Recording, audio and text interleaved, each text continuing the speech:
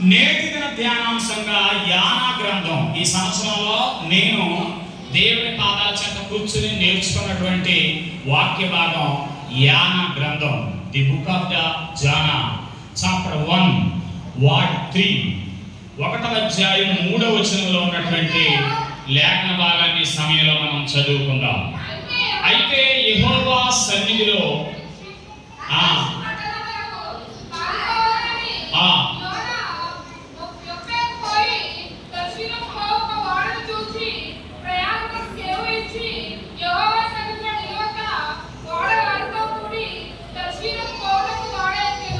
పరిశుద్ధ దేవుడి లేఖన భాగాన్ని మనందరి మీద ప్రభు ఆశీర్వదించును గాక.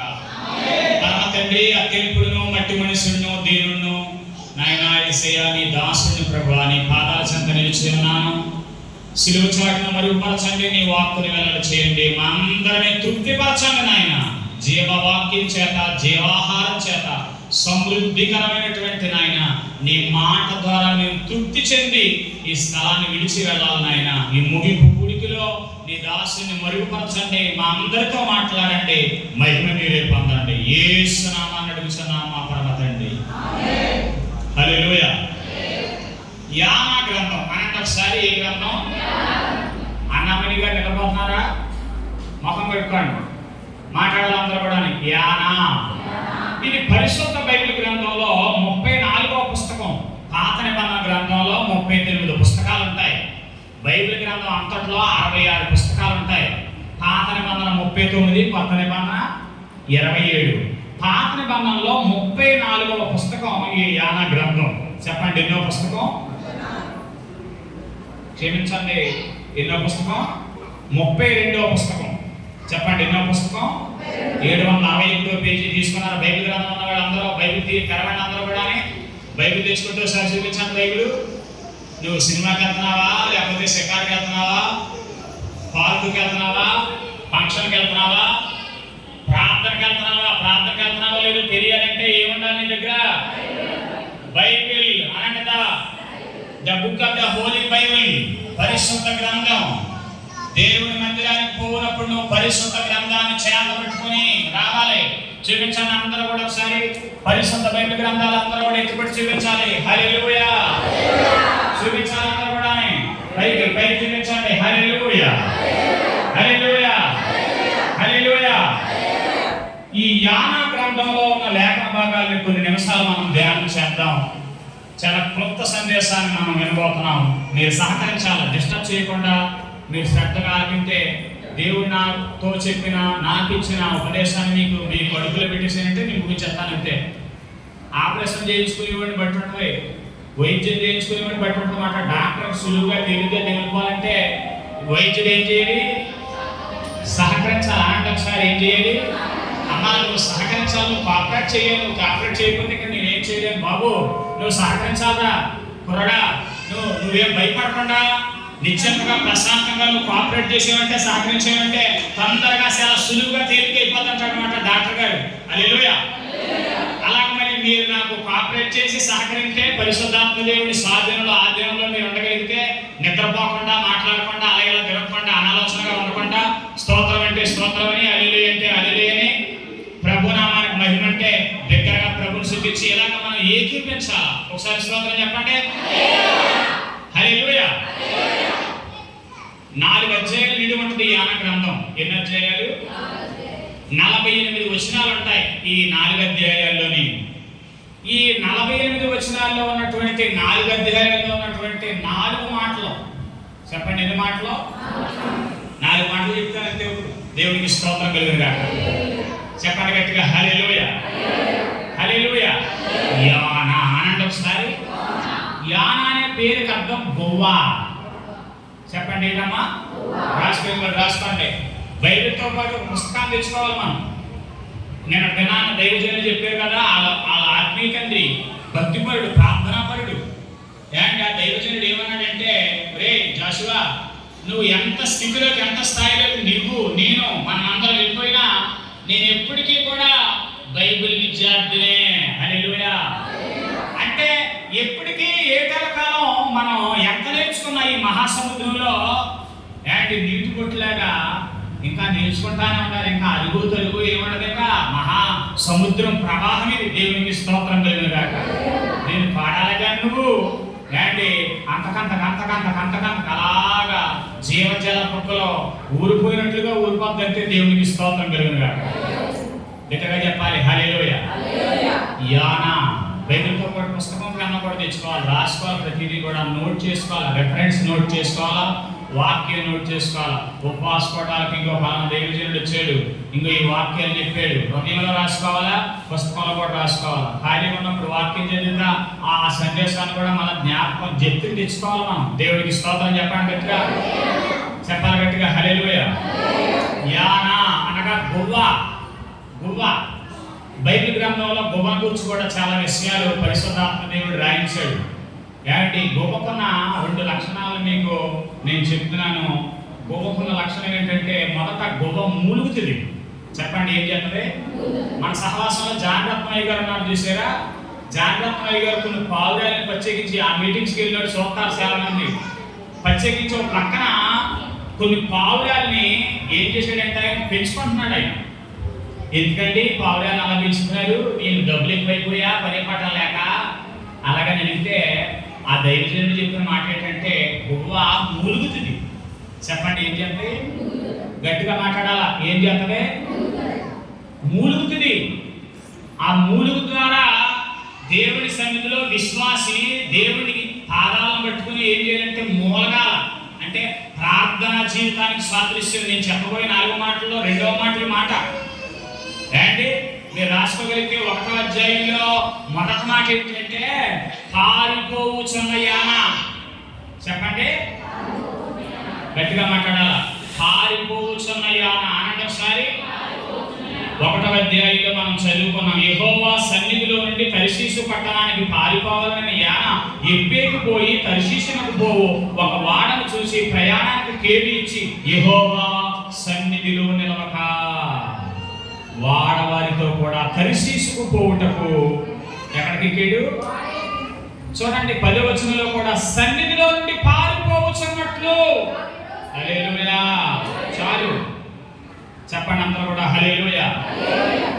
3 మాటలు 1వ అధ్యాయంలో 3 సార్లు పారిపోచున్నాడు యానా అనే మాట మనం చదువుకున్నాం. యానా ఎవరో?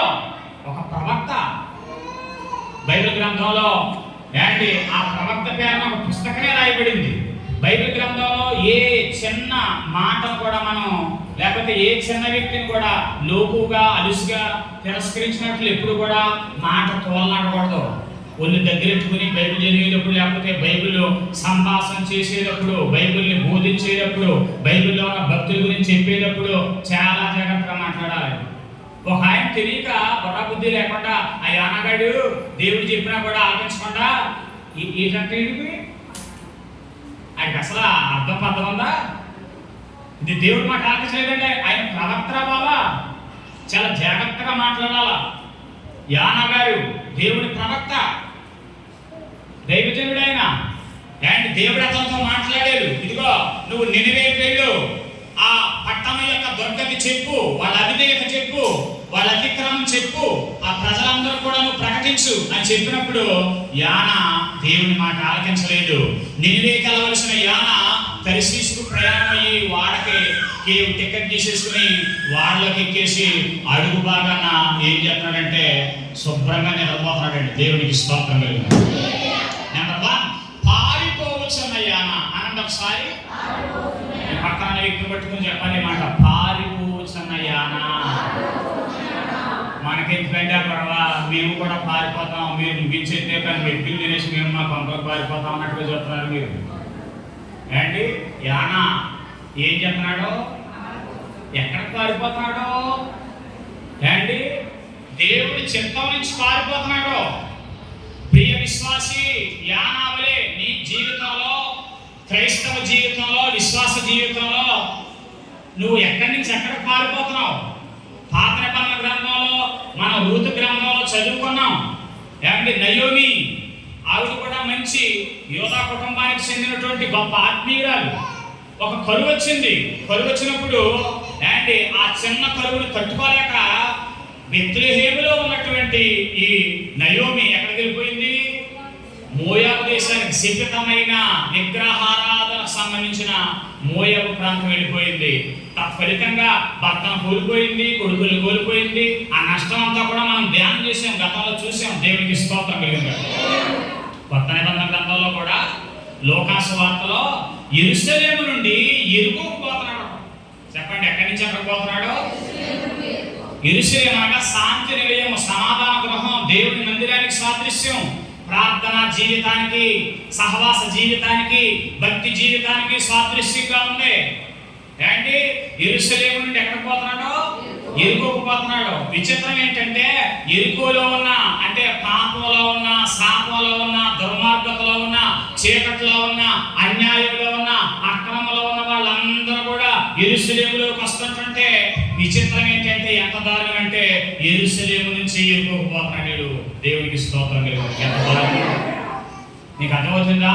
యానాన్ని బట్టి మొదటగా మనం నేర్చుకోవాల్సింది ఏంటంటే నీ విశ్వాస జీవితంలో, నీ భక్తి జీవితంలో, నీ ప్రార్థనా జీవితంలో, నీ ఆత్మీయ జీవితంలో నువ్వు దేవుని సన్నిధి నుంచి వేరైపోతున్నావా, లేకపోతే దేవుని సన్నిధికి నువ్వు సమకూర్చబడుతున్నావా అన్నది మనల్ని మనం పరిశీలన చేసుకోవాలి, మనల్ని మనం ప్రశ్నించుకోవాలి. దేవునికి స్తోత్రం కలుగును. హల్లెలూయా. ఎబ్రీ పత్రిక 10వ అధ్యాయం 21 నుంచి 25 వచనాల వరకు మనం ఈ సమయంలో చదువుకున్నట్లయితే లేఖన భాగాన్ని ఈ సమయంలో మనం ధ్యానం చేద్దాం. ఎబ్రీ పత్రిక 10వ అధ్యాయం 21వ వచనం తెరవండి అందరూ కూడా.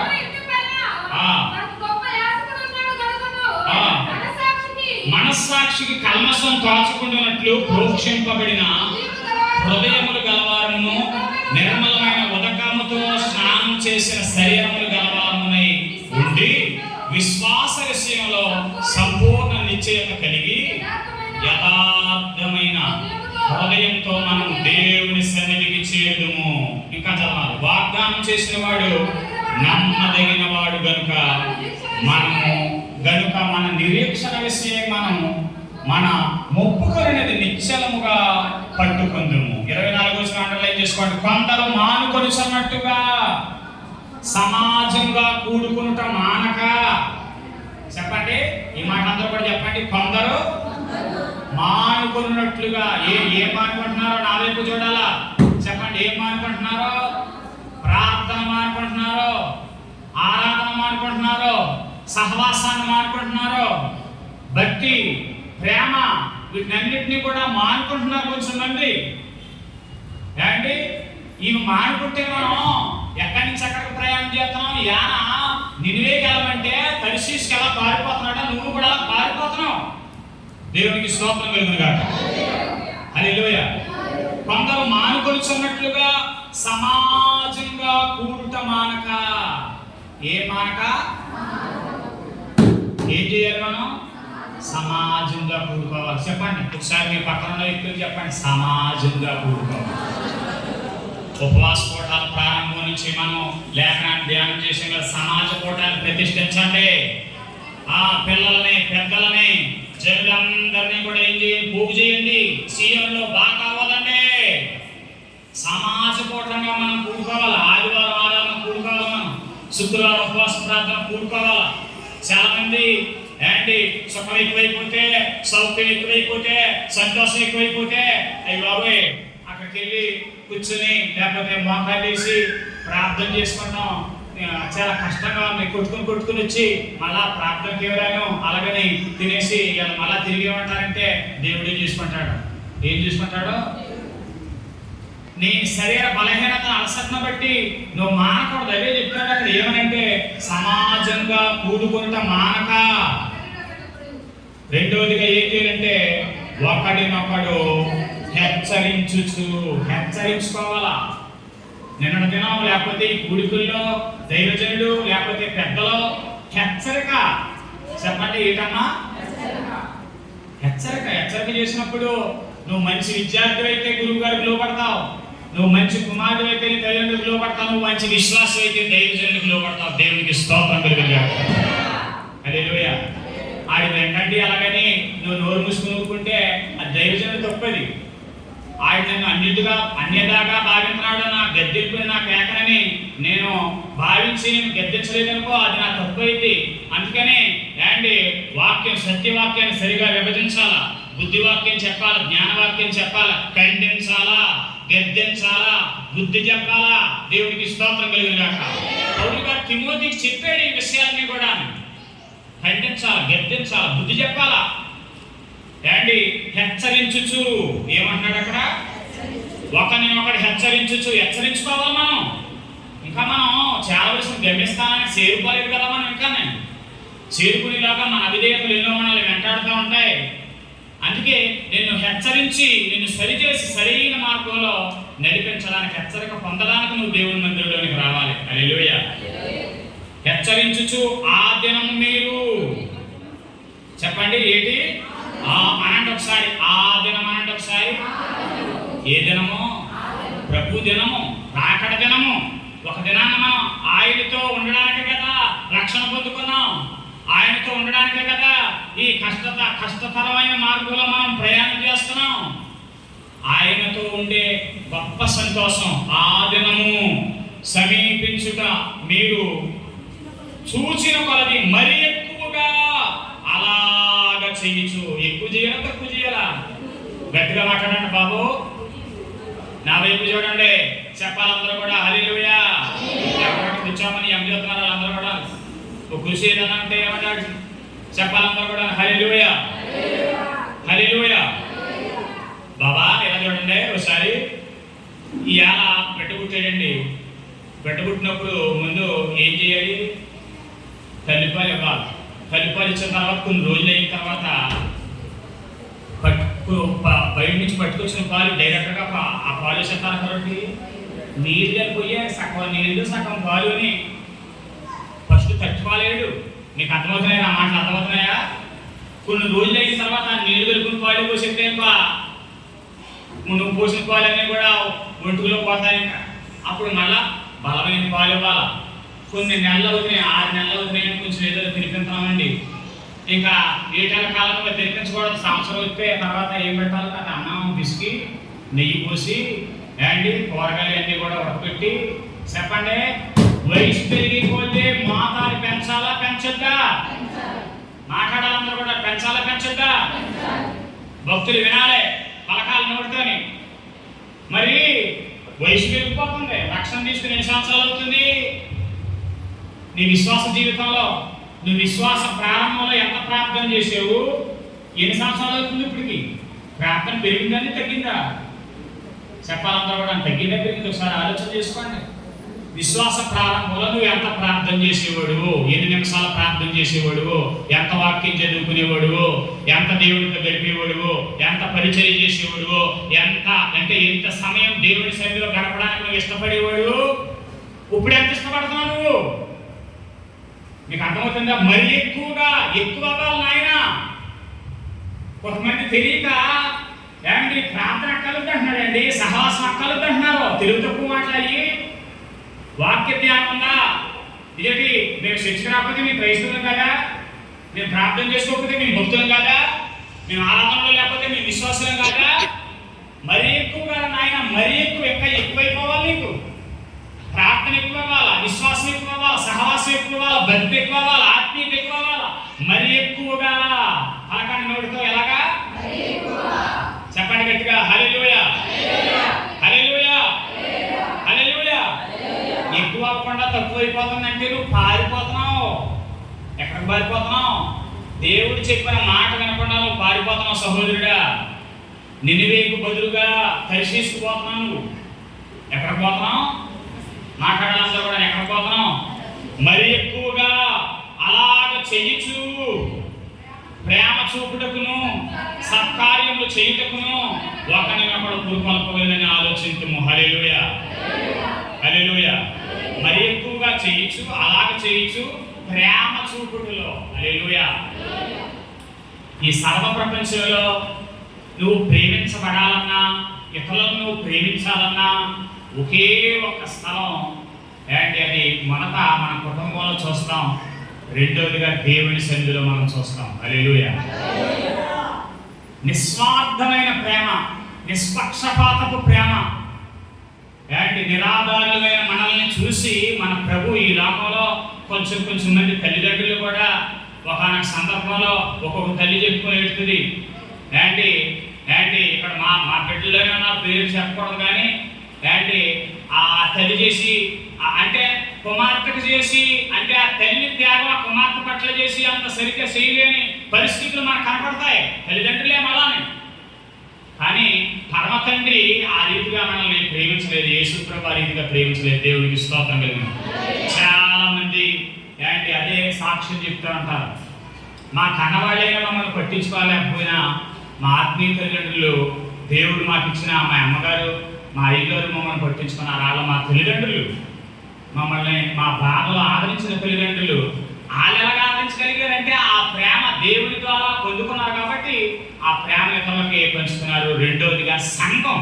చెప్పండి, దేవుని మందిరంలో అంటే ఇక్కడ దైవికంగా ప్రవేశించిన ప్రతి సహోదరుని కూడా ప్రేమతో పలకరించి, ఆప్యాయతతో పలకరించి, వాళ్ళ కష్టాలు వాళ్ళ బాధలు తెలుసుకుని వాళ్ళ కొరకు కన్నీటితో దేవుడి సన్నిధిలో ఎవడెడుతాడండి ఇలా నీ గురించి ఏడిసేవాడు, నీ రక్త సంబంధి, నీ అన్నగారి, నీ తమ్ముడే, నీ తోబుట్టే ఏంటి నువ్వు వర్దిలకాయ నిన్ను చూసి ఏడుతారు.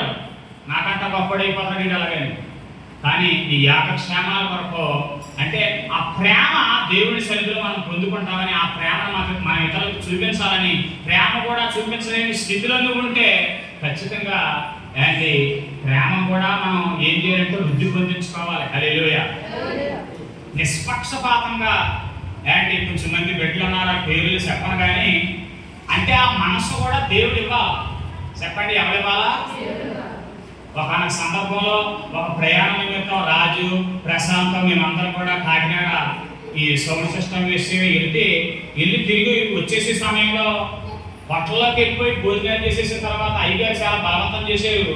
ఆ భోజనానికి డబ్బులు ఇవ్వాలి. నేనంటే ఎందుకు చెప్తున్నానంటే ఆ నిస్వార్థమైన ప్రేమ అంటే ఏం ఆశించకుండా అది క్రీస్తు ద్వారా సంపాదించుకున్న ప్రేమ. అది నేను ఏం పొందుకోవాలి, నేను వీళ్ళ ద్వారా ఏం సంపాదించుకోవాలని గుణవంతులు కొంచెం మంది విశ్వాసుల్లో కూడా నేను ఏ రీతిగా ఇలా ఖర్చు పెట్టాలనే ఉద్దేశం కూడా ఉంటుంది. దేవునికి స్తోత్రం కలుగునుగా. హల్లెలూయా. పొద్దున్న నుంచి అందరం దాకా నీ పని ప్రయాణాలన్నీ మానేసుకున్నావయ్యా, నీవు మళ్ళా డీజిల్ కూడా డబ్బులు తీసుకోవడం లేదు, మళ్ళా మా అందరికీ భోజనాలు ఎక్కడించుకోవడం అంటే అది దేవుని ప్రేమ. ఆయన ఐదుగా పొందుకున్నాడు. దేవునికి స్తోత్రం కలుగునుగా. హల్లెలూయా. హల్లెలూయా. ఆ కుర్రోడిని, బాలేని కుర్రోడిని తీసుకొచ్చి బయట ఎక్కించేసి కణాలు కొట్టించేసేటండి. ఆ బలహీనుడే హైదరాబాద్ నుంచి ఇక్కడికి వస్తే ఏంటి ఆయన ఇంటికి తీసుకొచ్చి కొంచెం అనుభవం ఉంది. అలాగని ఎవడన్నా చిన్న జ్వరమో చిన్న రంపొద్దు ఒరే జ్వరం వచ్చేస్తే నువ్వు మూల కూర్చోవాలా బాబా, జాగ్రత్త ఉండాలి, లేకపోతే నీతో సాలేరా బాబా మేము అలాగంటాం. పరిగెట్టుకుని ఇంటికి తీసుకెళ్ళిపోయి పెద్ద మనిషి ఆయన తీసుకొచ్చేసి ఏంటి ఆ దుమ్ము కంట్లోనే నెత్తి మీద పడిపోతుందంటే బాగాలైన కొరను తీసుకొచ్చి ఈ కన్నం కొట్టించేయండి. దేవునికి స్తోత్రం కలుగునుగా. హల్లెలూయా. దీని అంతటికీ కారణం ఏంటంటే ప్రభు ప్రేమ మనం పొందుకున్న ఆ ప్రేమను మనం ఇతరులకి చూపించడం. దీంట్లో ఏమాత్రం కూడా స్వార్థం ఉండదు, ఏమాత్రం కూడా ఏముంటుందంటే ఏంటి నిష్పక్షపాతంగా దేవుని ప్రేమను బట్టి మనం ఒకరినొకరు ప్రేమించుకుంటాం. ప్రియులారా, దేవునికి స్తోత్రం కలుగునుగా. హల్లెలూయా. హల్లెలూయా. అదే చెప్తున్నాడు అక్కడ, ఏమని మరి ఎక్కువగా అలాగ చేయొచ్చు ప్రేమ చూపుటకును సత్కార్యములు, అంటే మంచి కార్యాలు. దేవుడి సన్నిధిలో సత్కార్యము అనంటే ఒకసారి సత్కార్యం అనంటే అంటే మంచి కార్యం. బైబిల్ గ్రంథం ఏం చెప్తుందంటే దేవుడి సన్నిధిలో ఉన్న మీరు సహోదరులుగా మీరు ఒకరినొకరు ఏం చేసుకోవాలంటే గౌరవించుకోవాలంట. చెప్పండి, ఏం చేసుకోవాలి? కనపరుచుకోవాలా. ఒరే ఎంకన్నా, లేకపోతే సుబ్బన్నా, ఒరే పనిమాలుడా, బుద్ధిలేనుడా అనే లోకంలో ఈ భాష మనం మాట్లాడుకుంటాం. దేవుడి మందిరంలోకి వచ్చిన తర్వాత గౌరవంగా ఆ ఎంత పనిమాలుడైనా ఎంత నిష్ప్రయోజకుడైన యేసుప్రభు రక్తం ద్వారా కనబడిన తర్వాత ఆయన గొప్ప ప్రయోజకుడు అయిపోయాడు కదా. ఆయన నువ్వు గౌరవించకపోతే యేసుప్రభు రక్తం ద్వారా సంపాదించుకున్న ఆ వ్యక్తిని, అంటే యేసుప్రభు రక్తాన్ని కూడా నువ్వు ఏం చేస్తున్నట్టంటే తగ్గించి మాట్లాడుతున్నట్టు. అందరూ ఒకసారి స్తోత్రం చెప్పండి. హల్లెలూయా. అది ఎలాంటివాడైనా, ఎంత పనికిమాలుడైనా, ఎంత నీచుడైందైనా, ఎంత నికృష్టమైందైనా బాప్తిసం పొందుకుంటే సంఘ సభ్యులైందంటే నువ్వు ఆ వ్యక్తిని కాదు, యేసుని చూసే వ్యక్తిని గౌరవించాలి. హల్లెలూయా. హల్లెలూయా. నేను తిట్టినా, నిన్ను అవమానించినా, అగౌరవపరిచినా, చెప్పండి ఏం చేయాలి? సత్కరించాలంట. చెప్పండి ఏం చేయమంటున్నాడు? గౌరవించాలి. ఒకరినొకరు గౌరవించుకోవాలి, ఘనంగా ఇచ్చుకోవాలి. క్రీస్తు శరీరం ఇదంతా కూడా మనమందరం కూడా ఏమై ఉన్నాం?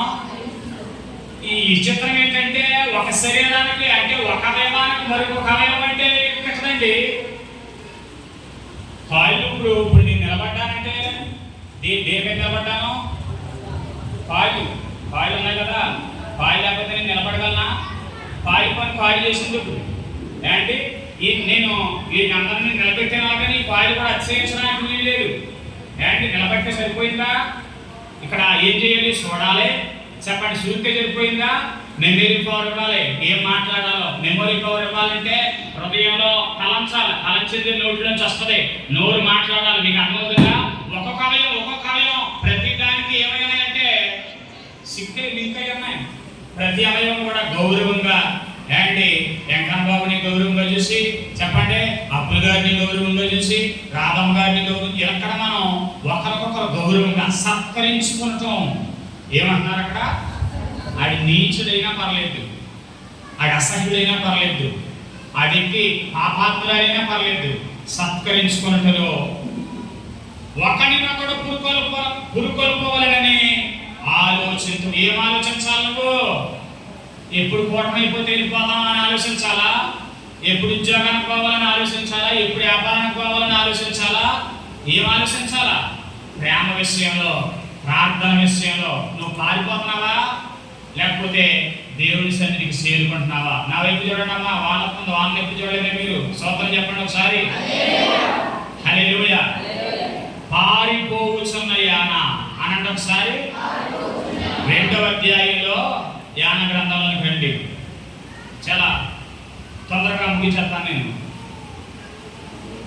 2వ అధ్యాయంలో మనకి ఎవరు కనపడుతున్నారో చదవండి. మొదటి వచనం.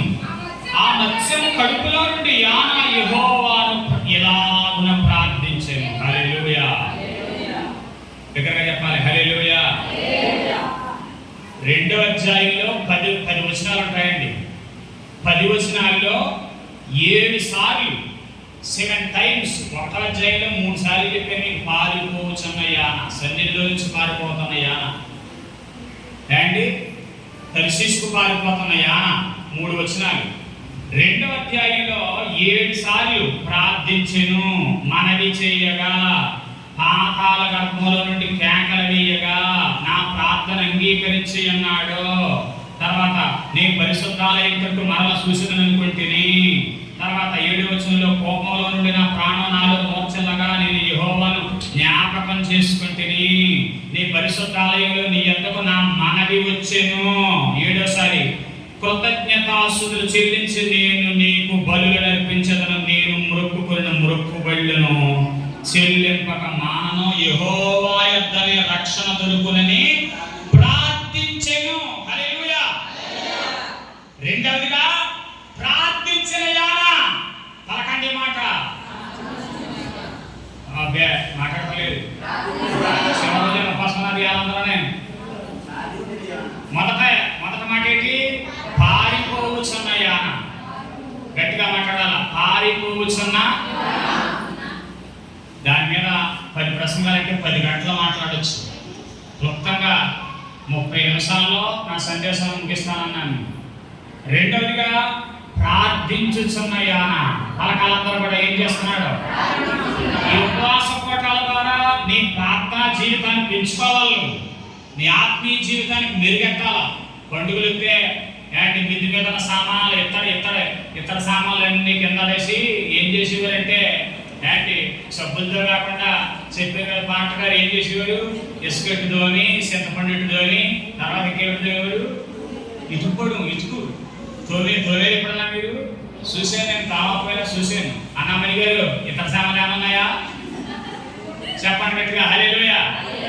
రోజులు మారిపోయి ఇప్పుడు అవన్నీ కూడా ఇచ్చేసి ఏం చెప్తున్నారంటే ఈ తోమలేక 2 దాయిలేక ఏం చెప్తున్నారంటే అప్పగించేసి ఫ్రిడ్జ్లు, చెప్పండి మిక్సీలు, గ్రైండర్లు, వాషింగ్ మిషన్ ఇవి వేసుకుంటున్నారు. దేవుడికి స్తోత్రం కలుగును. హల్లెలూయా. ఈ కూడికల ద్వారా మనం మెరుగు పెట్టబడి శుభ్రంగా తోమేసి కడిగేసిన తర్వాత మెరుగెడతారు. చింతపడ్డా మెరుగెడతారు. పొంకుడుగా అయితే అదిగో చెప్పండి. ఎందుకు మనకి కూడికలు అంటే మనం మెరుగుపెట్టిన తర్వాత ఎండలో పెట్టిన తర్వాత నల్లగా మారిపోయిన ఆ ఇతర సామాన్లు ఎలా మెరిసిపోతుందండి? దగ్గర మెరిసిపోతాయి, బంగారం వస్తువులే మెరిసిపోతాయి. కారణం ఏంటంటే ఎవరైతే ఈ కూడికల ద్వారా ఏంటి కడుక్కుని శుభ్రం చేయబడి ఇదిగో ఈ ప్రార్థన ద్వారా మెరుగు పెట్టబడతారో వాళ్ళు ఎలా ఉంటారంటే యోహాను అనే పేరుకి అర్థం ఏంటంటే మండుచు ప్రకాశించుచున్న ద్వీపంలాగా పగ మండేడు ప్రియులారా యోహాను. దేవునికి స్తోత్రం కలుగుగాక. అలా కొండ మీద కట్టబడిన పట్టణములే వెలిగించబడిన దీపస్తంభం మీద పెట్టినట్లుగా నువ్వు మళ్ళా నీ ఇంటి నుండి వారందరికీ వెలిగిస్తూ ప్రకాశిస్తూ ఉండాలా. మెరుగు పెట్టబడిన వారిగా దేవునికి స్తోత్రం కలుగుగాక. హల్లెలూయా. ప్రార్థనా జీవితం రెండవదిగా యోనా మనకు నేర్పించేది ఏంటి? ప్రార్థన. బాబు నువ్వు దేవుని మాట ఆలోచించలేదనుకో, దేవుని చిత్తం చేయలేదనుకో, అపోస్తలుడైన పౌలు గారు చాలా స్ట్రాంగ్గా ఇచ్చేసేలే. లేఖనాల్లో ఏమన్నాడంటే మనకలాగా ఏది ఏడాదికో లేకపోతే 6 నెలలకు 3 నెలలకు కాదు ఉపవాసం, తరచుగా. ఎలాగంట? తరచుగా. ఆ మాట వినిన తర్వాత ఉపవాస కోటాల నిమిత్తం కొన్ని దినాల ఉపవాసం కాదు. ఆ మాట వినిన తర్వాత రెండో దిన శరీరం బలహీనతను బట్టి కొంచెం భయపడేవాడు. కానీ ఈ వాక్యం వినిన తర్వాత తరచుగా అవకాశం ఉంటే ఆ పూటకాయ ఏది తినకుండా ఉంటే మంచిది, ఉపవాసం నుండి ప్రార్థన చేసుకుంటాం మంచిది కదా అనిపిస్తుంది అన్నమాట. తరచుగా ఉపవాస జాగరణములతో దేవుని సన్నిధి అంటే నువ్వు ఎప్పుడైతే ఉపవాసం చేస్తావో, నువ్వు ఉపవాసం చేయకుండా గడుపునంటే తినేసేసి కూర్చున్నావంటే ఆలయంలో చెప్తే ప్రార్థన చేయలేవు. ఉపవాసం ఉండకుండా ప్రార్థన చేయలేము మనం ప్రియారా, మీరు గమనించలేదో. అందుకని తరచుగా నీకు అవకాశం కుదిరితే ఖచ్చితంగా ఈ ఉపవాస కోటాల్లో కాదు, నీకు అవకాశం ఉన్నప్పుడల్లా భక్తి చేయాలంటే ఖచ్చితంగా శరీరాన్ని ఏం చేయాలంటే ఫస్ట్ పెట్టాలి, ఉపవాసం ఉంచాలి. దేవుడికి స్తోత్రం కలుగుగాక. హల్లెలూయా. ఒక ఆయన ప్రత్యేకించి 16 రోజులు అంటండి. ఎన్ని రోజులు? హాస్పిటల్లో అడ్మిట్ అయిపోయి ఇంకా నీళ్లు కానీ ఆహారం కానీ ఏమి లేదు పాపం. ఇంకా ఓన్లీ చెప్పండి ఏంటి సెలన్లే ఎక్కి ఈ 16 రోజులు అంకనాలు చేసిన తర్వాత కొన్ని రోజులు అయిన తర్వాత అయ్యగారు ప్రార్థన చేయడానికి వెళితే ఏడు చెప్తానంటాడు.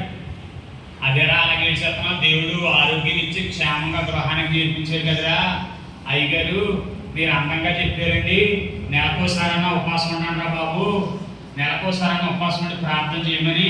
ఈ సంవత్సరంలో ఒక నెల కూడా నేను ఉపవాసం ఉండలేదండి, అందుకని 16 ఉపవాసాలు 16 రోజులు గుర్తించేసి దేవుడు. దేవుడికి స్తోత్రం కలుగుగాక. హల్లెలూయా. చెప్పగట్టుగా హల్లెలూయా. నువ్వు ప్రార్థన చేయకపోతే మంచిగా నువ్వు ప్రార్థన చేసేవనుకో గొడవలేదు, నీకు ఏ గొడవ లేదు. లేకపోతే ప్రార్థన చేస్తాడు ఆయన. నువ్వు బాగా ప్రార్థన చేయలేదు అనుకో ఏడిపించి ప్రార్థన చేయంటాడు ఆయన. ఉపవాసం అందంగా ఉన్నావు అనుకో గొడవలేదు, లేకపోతే ఉపవాసం ఉండేటట్టుగా చేస్తాడు ఆయన. గద్దెంతాడో, బుద్ధి చెప్తాడు, సరి చేస్తాడో, స్థిరపరుస్తాడు. ఊరుపాటు దేవుడు ఆయన బిడ్డలమయ్యామంటే దేవునికి స్తోత్రం కలుగుగాక. అందంగానే హృదయపూర్వకంగా దేవుని పనికి చెప్పి గొడవలేదు, దేవునికి స్తోత్రం. సంతోషంగా నీకు ఆశీర్వాదమే, పరిచర్యకు ఆశీర్వాదమే, పరిచర్య క్షేమాభివృద్ధి కొరకు నువ్వు పాటుపడితే ఎక్సలెంట్. లేదా ఎలా ఇప్పించుకోవాలో తెలిసేది. దేవునికి స్తోత్రం కలుగుగాక. యానా ఆలోచించలేదు. వాడి భాగానికి వెళ్ళిపోయి నిలబడుతుంటే మేలు జరగవలసిన ప్రజలకి కీడు జరిగిందండి. కొన్ని లక్షల విలువైనటువంటి సంపద ఆహార పదార్థాలన్నీ సముద్రం పాలు అయిపోయింది ప్రియులారా. క్రైస్తవుడు దేవుడి మాట ఆలకించి దేవుడి చిత్తం చేస్తే అతనికి ఆశీర్వాదం, అతని చుట్టుపక్కల ఉన్న వాళ్ళందరికీ ఆశీర్వాదం. ఎప్పుడైతే దేవుడి మాట ఆలకించకుండా దేవుడికి విరోధంగా తన జీవితాన్ని జీవించడో అతను నష్టపోతాడు, అతను కూడా ఉన్న వాళ్ళు కూడా నష్టపోయేటట్లుగా చేస్తారు ప్రియులారా. దేవుడికి స్తోత్రం కలుగుగాక. హల్లెలూయా. నువ్వు ఆశీర్వదించబడి నీతో ఉన్న వాళ్ళని ఆశీర్వదించే వ్యక్తిగా నీవు ఉన్నావా? నువ్వు నాశనం అయిపోయి మిగిలిన కూడా నాశనం చేసేలా ఉన్నావా? యానా ఇక్కడ కూడా ఉంటారు కొంతమంది యానాలు. చెప్పండి బాబా, పారిపోవచ్చున్న యానా, పారిపోతున్నావా అండి? అక్కడ 2వ అధ్యాయంలో ఏం చెప్తున్నాడంటే ఇప్పుడు ప్రార్థించుచున్న యానా. బాగా ఉన్నప్పుడు ప్రార్థన చేసాడు మనవుడు, గట్టిగా మాట్లాడాడు బాబా. ప్రయాణం చేసేటప్పుడు ప్రార్థన చేసాడా? నువ్వు చెప్తున్నావు కదా నాన్న, నేను ఇలా చేయలేకపోతున్నాను, కనీసం ప్రార్థన చేసేడా మాట్లాడండి. చెయ్యలేదండి. అప్పుడు ఆ వాడు మునిగిపోయేటప్పుడు వాళ్ళలో పడేసిన తర్వాత సముద్రంలో దేవుడు ఆ మత్స్యానికంటే ఒక పెద్ద చేప ఆజ్ఞ ఇచ్చాడు, యానాను మింగని. నోరు జాపుకుని ఉంది ఏంటి, యాన ఆ మత్స్యం నోట్లోకి వెళ్ళిపోయాడు ఏంటి. అగాధంలో చేతిలోకి చేతికొట్టు, చేపలో చేతికొట్టు అంటే తెలుసా మీకు? మాట్లాడాడు అందరూ కూడా, ఆడోళ్ళు మొగోళ్ళు చెప్పాలందరూ కూడా హల్లెలూయా. పొరపాటున చేతికొట్టేసి ఉండేస్తే అక్కడ భోజనాలు పెట్టేటప్పుడు ఒక వారంలో ఏంటి ఆ చేపల కూర వండుదామని కానీ చేపలు తింటే ఆ ఇస్మాయిల్ ఎలా కొట్టిగాడంటే ఇంకా కైమా కింద నడిపడగాడంటే చేతికొట్టు తీరేడాడు. మాకు తెందాం ఎప్పుడు చేపలు తర్వాత వండుకుంటాం పెడతాం, ఏం తెలియదు కానీ అక్కడికి వెళ్ళిన తర్వాత పరిచయంలోకి వెళ్ళిన తర్వాత అలా కొంచెం నేర్చుకుంటామే తప్ప ఏంటి. అప్పుడు కలిపేసి వండితే సీడ్గా ఉంది కూర, అయ్యయ్యో ఇన్ని డబ్బులు పెట్టుకున్నాం.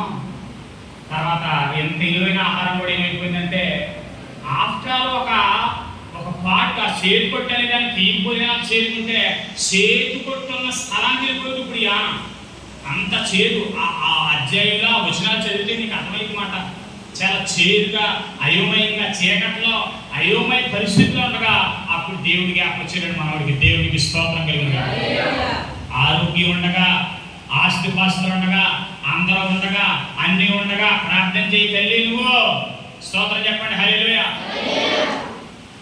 నాకు తెలిసినంత మట్టిలో కొంత వయసు ఎక్కువ ఉన్నవాడు అబ్దుల్ గారు అని ముస్లాం గారు భాగ్యవతి ఏం పేరు భాగ్యవతి గారు కదండి.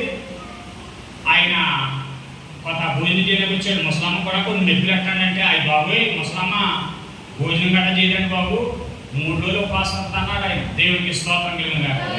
ఆయన బాబా ముసలమ్మ ఏ వయసులో ఉపవాసం ఏంటంటే బాబు కానీ మెరుగులేటండి బాబు పడిపోతే. అలాగే నేను అంటే మీకు అర్థమవుతుందా? కొంచెం మంది వ్యక్తులను చూసి ప్రతి వ్యక్తిని బట్టి కూడా మనం నేర్చుకోవచ్చు. నేర్చుకునే మనసు నీకుంటే ప్రతి ఒక్కరితోని కూడా దేవుడు నేర్పుతాడు. హల్లెలూయా. ఆసక్తి విషయంలో నేను ఆ ప్రసాద్ గారిని చూసి నేర్చుకున్నాను. నేను ఆసక్తి అంటే దేవుని పరిచర్య, లేకపోతే దేవుని సేవ చేయాలి, దేవుని గురించి ఎవరో చెప్పాలి, లేకపోతే ఇంకో ఇక్కడ ఈ కార్యక్రమం ఉందంటే ఎంత వ్యాపారం ఎంత పరమని ఎంత ఉద్యోగం వదిలేసి వచ్చేస్తాడంటే ఆయన. దేవునికి స్తోత్రం కలిగిన ప్రతి ఒక్కరిలోని ఒక్కొక్క క్వాలిఫికేషన్ అంటే ఒక ప్రత్యేకమైన లక్షణం ఇస్తాడంటే దేవుడు. మనం ఆ మంచి చూడడం, ఆ మంచి చూసి నేర్చుకోం. చెడ్డదట్టు చూసారా? ప్లస్ ప్రతి ఒక్కరిలో ఉంటాయి, మైనస్ కూడా ఉంటాయి ప్రతి ఒక్కరిలోని ఏంటి. ఆ ప్లస్ చూడడం మైనస్ చూసి ఏంటి ఆఫ్టర్గా ఏంటి నీచంగా చిన్నతనంగా మాట్లాడుతుంటామాట. దేవునికి స్తోత్రం కలుగుగా. హల్లెలూయా. ప్రార్థించుచున్నయ్యా అనండి ఒకసారి గట్టిగా మాట్లాడండి. ముగించేసుకుందాం. చెప్పాలి అందరూ కూడా. మీరు సహకరిస్తే నేను ముగించేద్దాం. రెండవదిగా ఏం చేస్తున్నాడో ప్రార్థన చేస్తావా? నువ్వు ప్రార్థన చేయలేదంటే యాన శాప కడుపులోకి వెళ్ళాక చేసే ప్రార్థన అంటే కష్టంలోకి వెళ్ళకుండానే, బాధలోకి వెళ్ళకుండానే, ఉపద్రవంలోకి వెళ్ళకుండానే, ఉప్పెనలోకి వెళ్ళకుండానే, వేదంలోకి వెళ్ళకుండానే, నువ్వు తట్టుకోలేని శ్రమలోకి స్వాదంలోకి ప్రవేశించకుండానే సహోదరుడిగా ప్రార్థన చేయి. చెప్పాలందరూ కూడా ఒకసారి స్తోత్రం హల్లెలూయా. నేను ప్రార్థన చేస్తానని తీర్మానం చేసుకోను. ఎలా ప్రార్థన చేయాలో దైవజనుడు చెప్పాడు కదండి. ఎలా ప్రార్థన చేయాలి? సంఘంగా ప్రార్థన చేయాలి. సంఘంగా ప్రార్థన చేస్తే శరసాల పునాదులు కలుపుకొని దేవునికి స్తోత్రం కలుగును గాక. రెండవదిగా సమూహంగా ప్రార్థన చేయాలి. 2 గురించి కూర్చొని ప్రార్థన చేయాలి. అన్ని జనుల గురించి ప్రార్థన చేయాలి. మూడవదిగా వ్యక్తిగతంగా ప్రార్థన చేయాలని ఎంత అద్భుతమైన సందేశం విన్నా మనం నిన్న. చెప్పండి అందరూ కలిసి హల్లెలూయా. ప్రార్థన గురించి కూడా నేను మాట్లాడిన ఇంకా 3వ అధ్యాయంలోకి వస్తే 2వ వచనం, నీవు లేచి నినివే మహానగరమునకు పోయి నేను నీకు తెలియజేయు సమాచారం దానికి ప్రకటన చేయము. హల్లెలూయా. 3వ మాట ఏంటమ్మా? నెంబర్ 1 ఏంటి? పారిపోవచ్చున్నయ్యా. పలకండి అందరూ కూడా. రెండవది ప్రార్థించుచున్నయ్యా. మూడవది ప్రకటించుచున్నయ్యా. దేవునికి మహిమ కలుగును గాక. చెప్పాలి గట్టిగా హల్లెలూయా హల్లెలూయా. నువ్వు మౌనంగా ఉండడం కోసం యేసు ప్రభు నిన్ను రక్షించుకోలేదు. మౌనంగా ఉండకూడదు. పాపాత్మురాలైనటువంటి లేదంటే ఆ సమరయ స్త్రీ అనబడుతున్న తల్లి యేసు ప్రభు ఆ బిడ్డ ఎలా చేసిన కార్యాన్ని మౌనంగా నోరు మూసుకుని ఊరుకుందా? నిజమైన సంతోషం, నిజమైన హృదయానందం దేవుడి ద్వారా నువ్వు పొందుకుంటే